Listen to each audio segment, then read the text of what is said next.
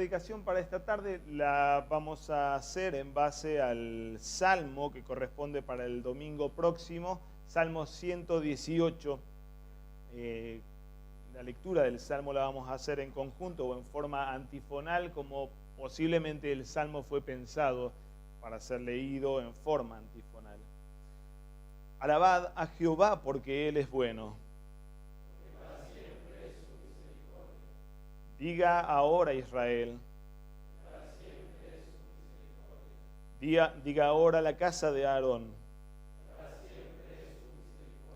Digan ahora los que temen a Jehová. Desde la angustia invoqué a Yah y me respondió Yah, poniéndome en lugar espacioso. Jehová está conmigo, no temeré lo que me pueda hacer el hombre. Jehová está conmigo entre los que me ayudan, por tanto, yo veré mi deseo en los que me aborrecen.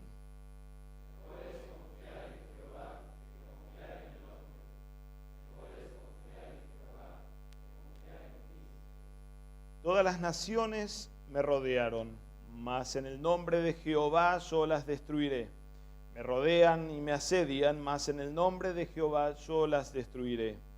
Me rodean como abejas, se enardecen contra mí como fuego entre espinos, mas en el nombre de Jehová yo las destruiré. Me empujaste con violencia para que cayera, pero me ayudó Jehová, mi fortaleza, y mi cántico es Yah, y Él me ha sido por salvación.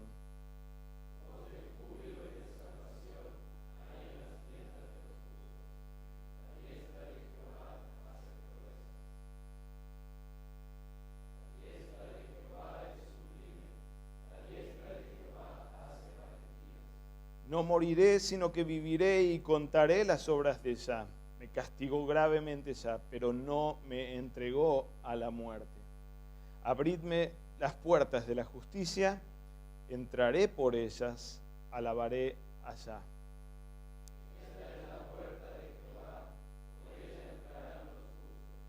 Te alabaré porque me has oído y me fuiste por salvación.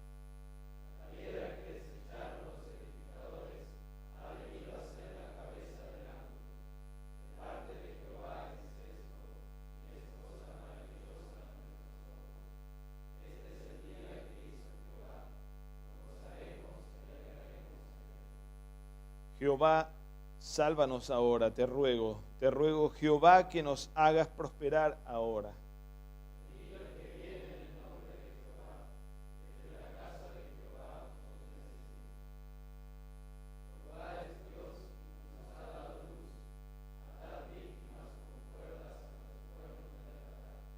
Mi Dios eres tú y te alabaré, Dios mío, te exaltaré. Alabad a Jehová porque Él es bueno.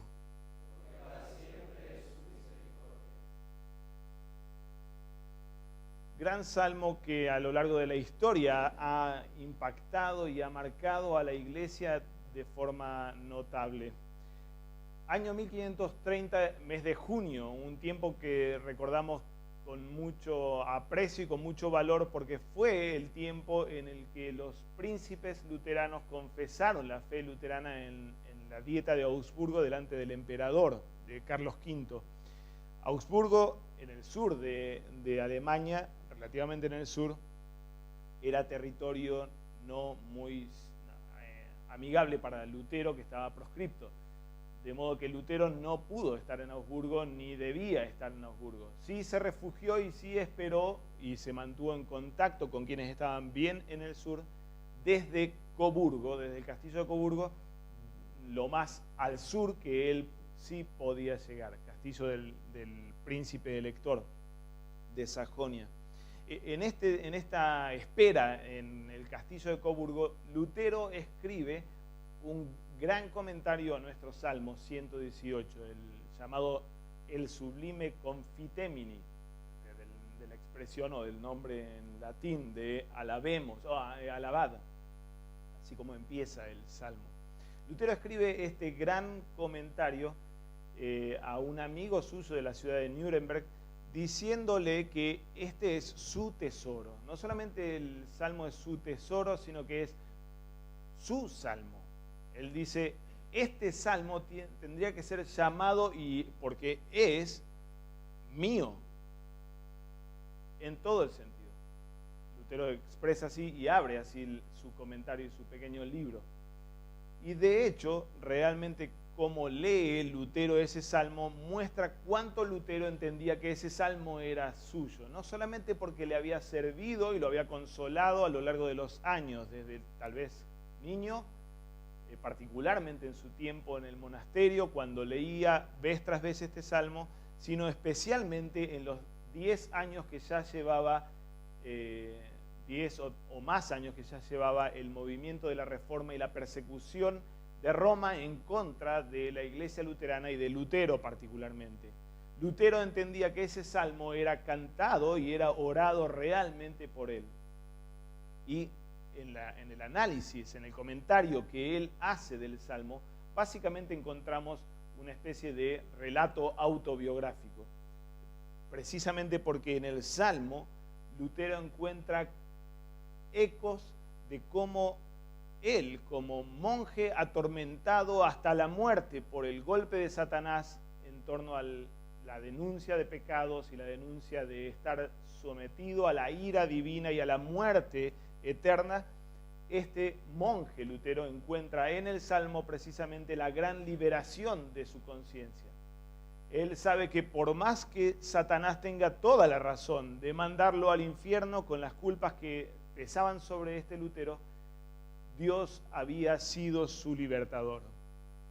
Las puertas de la justicia habían sido abiertas para él por causa del Evangelio y por medio del Evangelio. Y eran estas puertas de la justicia o del paraíso, así como él lo describe en otras partes, las que él había atravesado. Por eso, ese salmo era su salmo con el que Lutero alababa a su Dios como su gran libertador.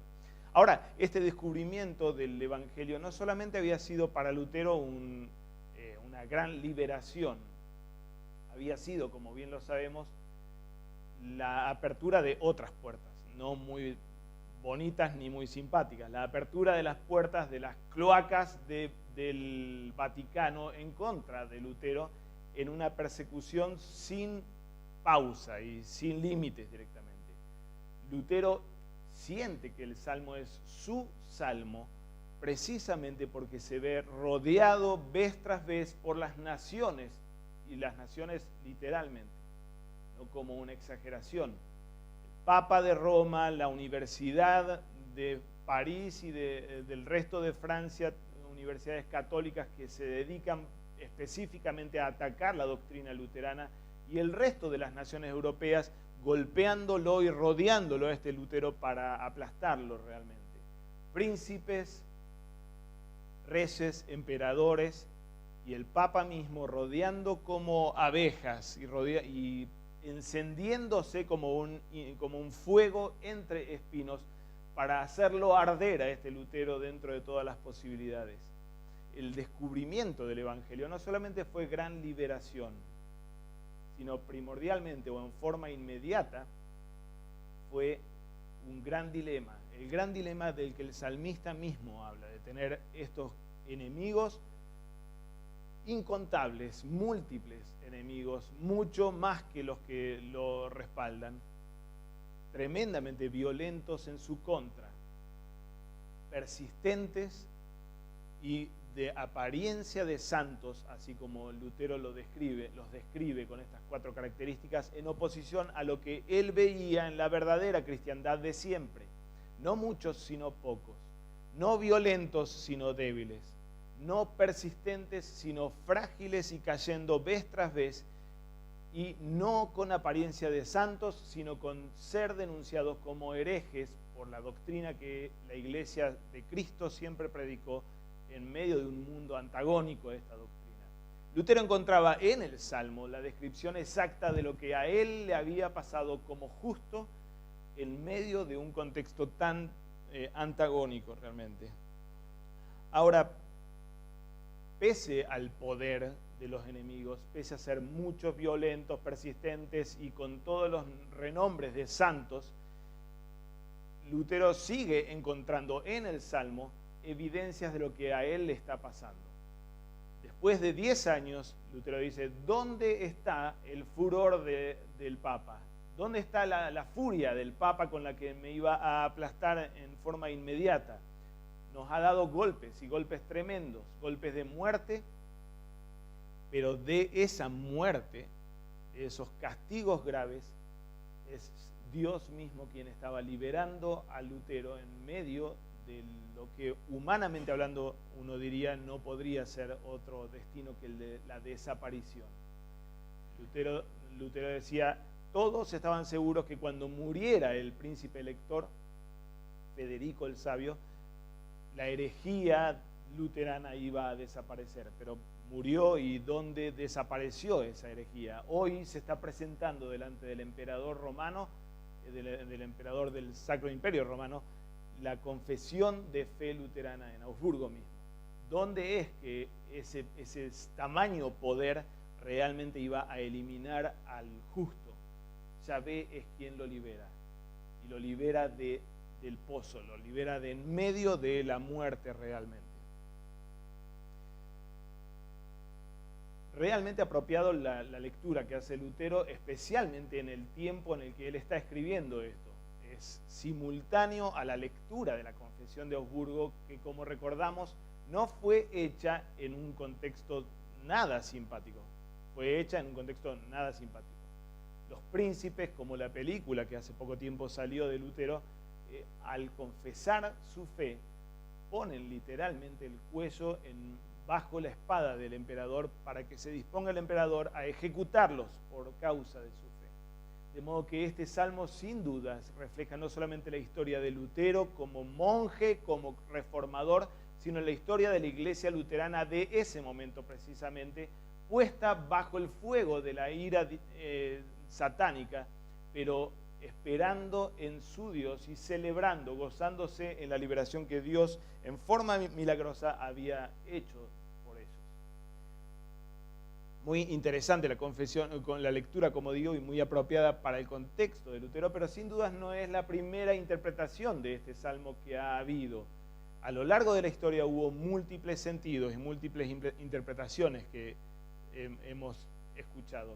Quizá el salmo nace básicamente como liturgia de acción de gracias para el pueblo del Antiguo Testamento, y probablemente para el pueblo del Antiguo Testamento bien temprano. El salmo no es un canto litúrgico, sino de hecho el orden litúrgico mismo, es la liturgia misma de un rito de acción de gracias y de celebración de acción de gracias.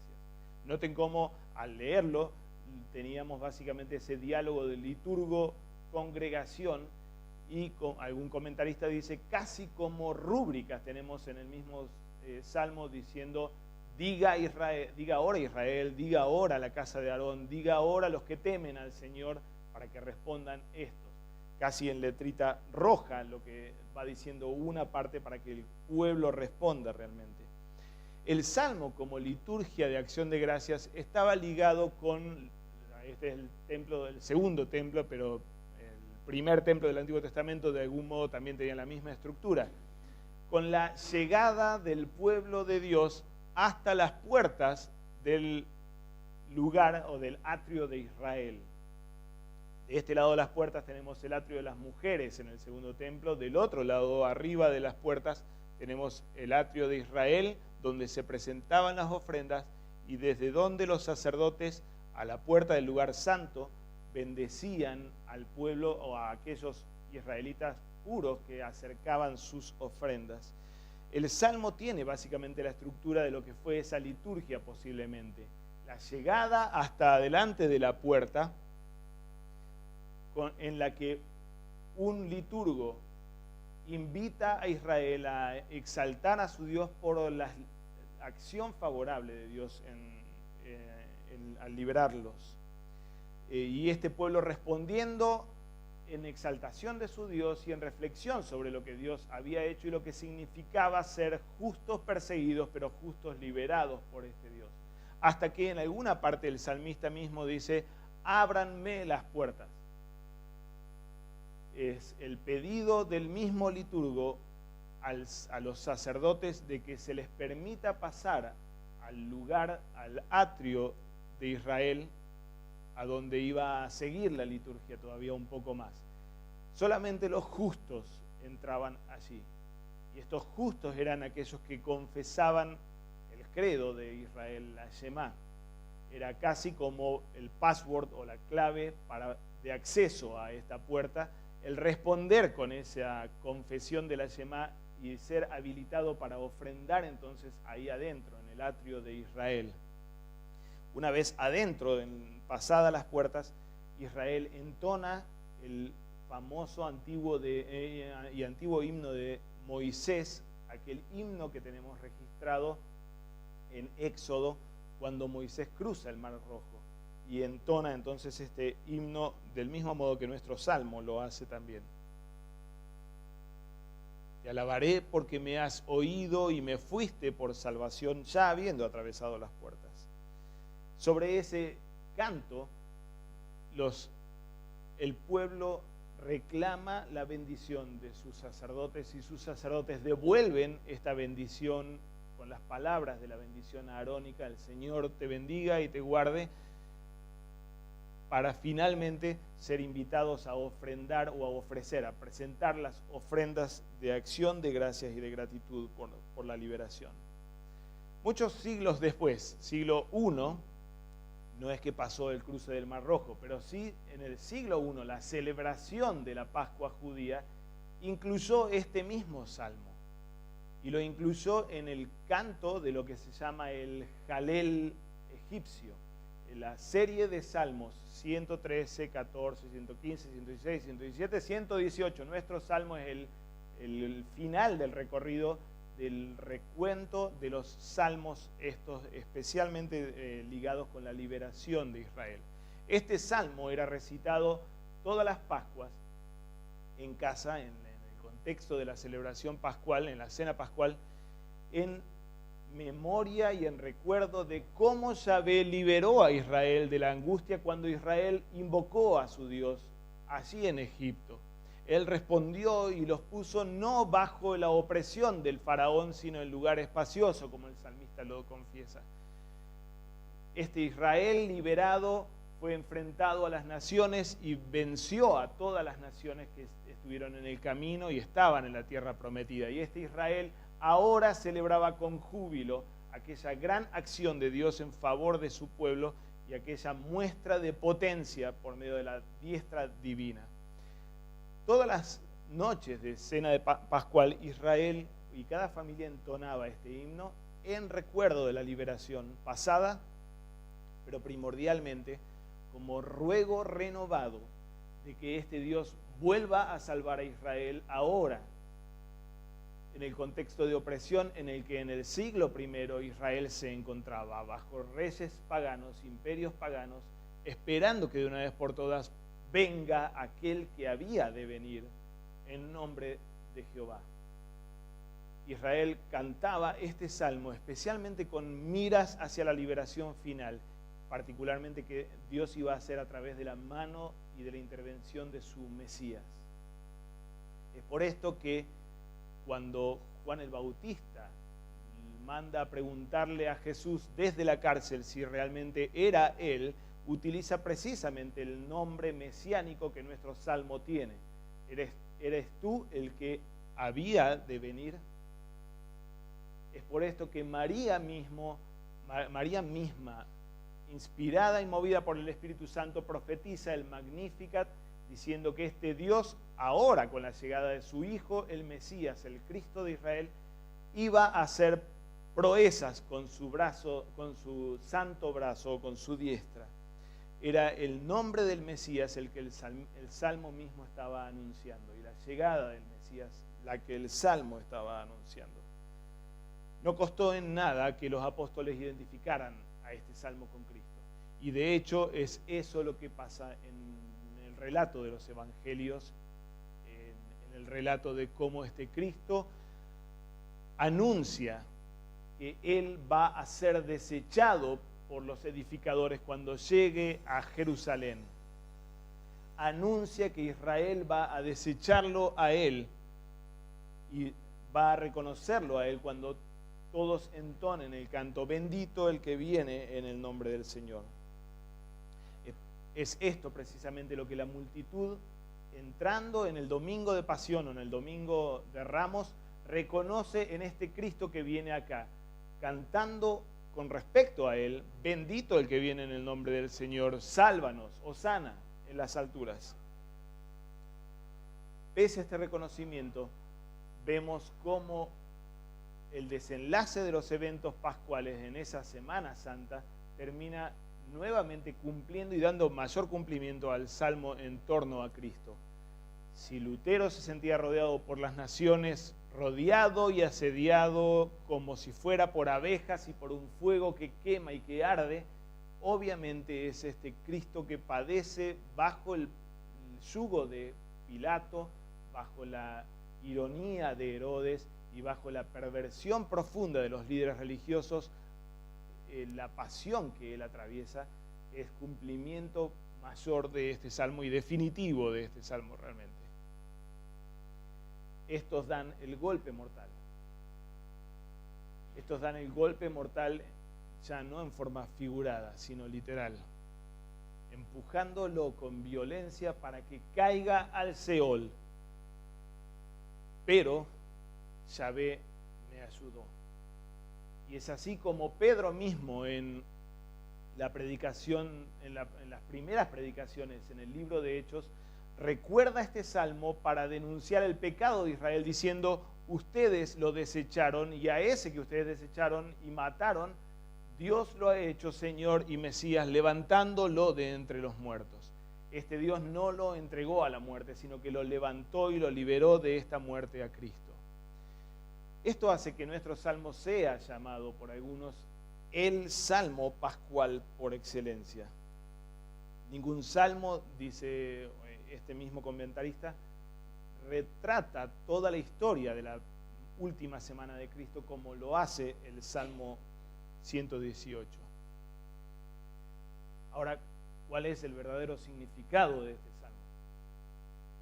Porque hemos repasado por lo menos 4 versiones de lectura de este salmo y 4 usos de este salmo. Obviamente es este salmo profecía de Cristo. Obviamente lo que este comentarista que mencionaba recién dice es totalmente cierto. El salmo es el salmo pascual, porque anuncia lo que iba a padecer el Mesías en nuestro favor y anuncia cómo Yahvé iba a liberar al Mesías del golpe mortal que él iba a padecer y recibir. Pero si ese es el sentido entonces del salmo, ¿con qué derecho Lutero dice este salmo es mío, mío y mío? Y lee su propia historia en el salmo. Lo hace Lutero con propiedad por el grado de participación que él sabe que la iglesia tiene en el salmo y por el tipo de participación que como iglesia tenemos en ese salmo. El salmo habla de Cristo, totalmente habla de Él, y es la profecía que llega a su cumplimiento verdadero en el Gólgota y en la resurrección del Señor, en la resurrección pascual. De todos modos, habla de vos y habla de mí, habla de la iglesia y habla de nosotros y de cómo nosotros somos quienes produjimos esto. Somos nosotros quienes matamos al justo. Somos nosotros con nuestra mano, con nuestro pecado, con nuestra culpa, quienes produjimos que Dios derrame y descargue su ira eterna sobre el Hijo amado, desgarrándolo de su seno, donde habitó desde la eternidad, para ponerlo a Él como maldito de Dios, como enemigo del Padre.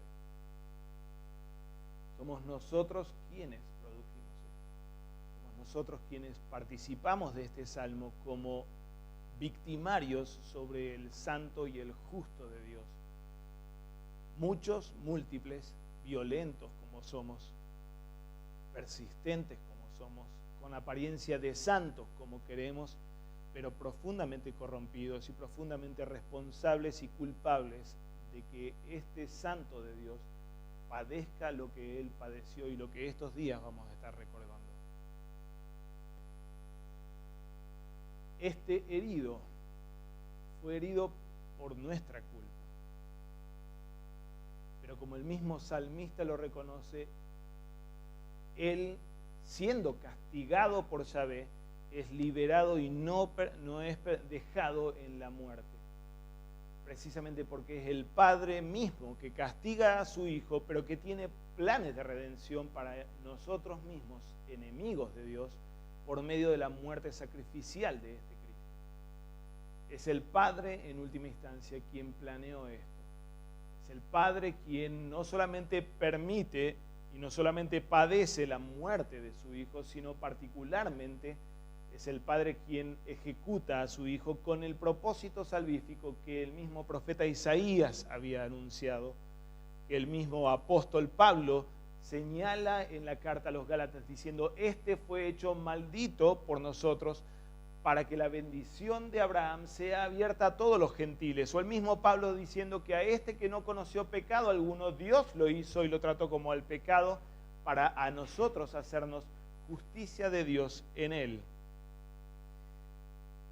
Es que nosotros no solamente siendo violentos y enemigos, fuimos objeto de misericordia de este Dios al punto de ser transformados de victimarios en beneficiarios de la obra salvífica del justo que sufre, de los padecimientos y de la victoria de este que sufre, sino que ahora somos hechos parte en esta historia en ese mismo sentido, en el ser aquellos que recibimos el beneficio que el salmista anuncia con respecto a Cristo. Es que esa historia que Cristo atravesó, la de padecer y la de ser liberado, no era una historia que Él recorría por sí mismo, para sí mismo, sino que Él estaba haciendo todo esto precisamente por vos, por tus culpas, por tu pecado, por tus manchas. Que Él entró a la muerte como culpable para reemplazarte y liberarte de esto. Es precisamente para vos, en medio de tus propias aflicciones y encierros, de aquellas cárceles que parecen atraparte sin solución, que este hijo, este justo hundido hasta la miseria extrema, ahora quiebra las puertas de esta cárcel para liberarte al resucitar de entre los muertos, como lo hizo el día de la Pascua. Esta historia la recorrió Cristo, pero la recorrió por ningún otro motivo que por vos, para vos. Para que esta historia que celebramos, esto que nos hace gozar con el Salmo, lo cantemos por nosotros. Él fue hundido y Él fue liberado, pero esa liberación tu propia liberación. Es en esa historia en la que tu propia historia estaba siendo definida y construida. Este abrazo que Cristo nos da a nosotros, de enemigos a beneficiarios, es tan profundo al punto de no solamente hacernos a nosotros los receptores de semejante regalo, sino los partícipes juntamente con Cristo de esta historia. Él te abraza a vos y te abrazó a vos particularmente en el bautismo al punto de hacerte parte de Él mismo y parte de su cuerpo sacrificado y su cuerpo resucitado, así como Pablo lo pone en la carta a los Romanos cuando habla del bautismo. En ese bautismo fuimos unidos a este Cristo en su muerte y en su resurrección para vivir una nueva vida. Es que Él, este Cristo, no solamente es el justo que entra por la puerta, sino que Él mismo se hace ahora la puerta de acceso al Padre, por la que ahora nosotros, ovejas, sí podemos entrar hasta la misma presencia del Padre y ser justificados por medio de este Cristo, como puerta de justicia para nosotros.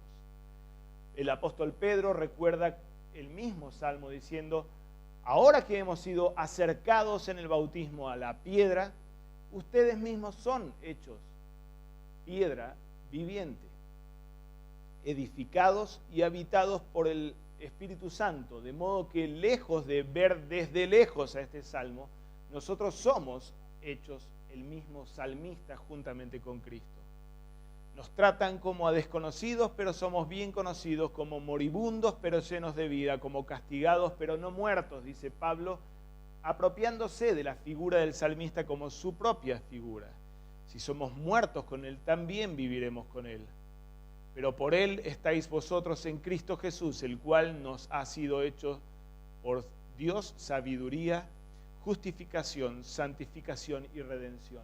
Él es nuestra piedra, Él es nuestra roca, en quien nuestra propia historia se define y en quien nuestro propio estatus delante del Padre se define para salvación y para justicia nuestra. Todas las historias estas se resumen en el Salmo o son recogidas en este Cristo como profecías de lo que iba a pasar con este justo sufriente y liberado por Dios y exaltado por Dios, en quien nosotros somos insertados e integrados hoy, siglo XXI. Somos hechos parte de esta misma historia, somos hechos beneficiarios de esta misma historia. Y es por eso que la Iglesia nunca dejó de cantar domingo tras domingo este salmo, particularmente al celebrar el sacramento del altar. Cuando cantamos el Sanctus y decimos bendito el que viene en el nombre del Señor, lo decimos precisamente porque toda esta historia que hemos recorrido se cumple allí cuando celebramos y recibimos el santo cuerpo y la santa sangre del Señor Jesús. La verdadera y excelsa liturgia de acción de gracias la celebramos en la Eucaristía. Aquella Pascua y verdadera Pascua la volvemos a recordar y celebrar y esperar cuando recibimos el cuerpo santo del Señor entregado a muerte por nosotros y dado para vida nuestra. Toda esa historia de este Cristo y ese mismo cuerpo sacrificado y resucitado es el que estamos recibiendo domingo tras domingo al ser hechos una masa junto con Él y al recibir todos los beneficios que Él abrió al morir y resucitar por nosotros. Perdón de pecados, vida y salvación. De modo que este pan que recibimos y en el que reconocemos al bendito que viene en el nombre del Señor para nuestra salvación, este pan nos integra en esa única masa, a fin de que no solamente acompañemos a Cristo cantando este salmo como la congregación responde al liturgo liberado, Cristo, sino que ahora también nos volvamos nosotros mismos salmistas, el salmista del Salmo 118, invitando al mundo entero a acompañarnos en el canto de exaltación de Dios y entregándonos como sacrificio vivo y de olor agradable, así como la Santa Cena nos invita y nos mueve en la entrega por otros, en la entrega en beneficio de otros. Invitamos a todos, entonces, al mundo en nuestra propia celebración de la redención que estos días vamos a celebrar, a cantar junto con nosotros este mismo salmo. Alabad a Jehová porque Él es bueno. Amén.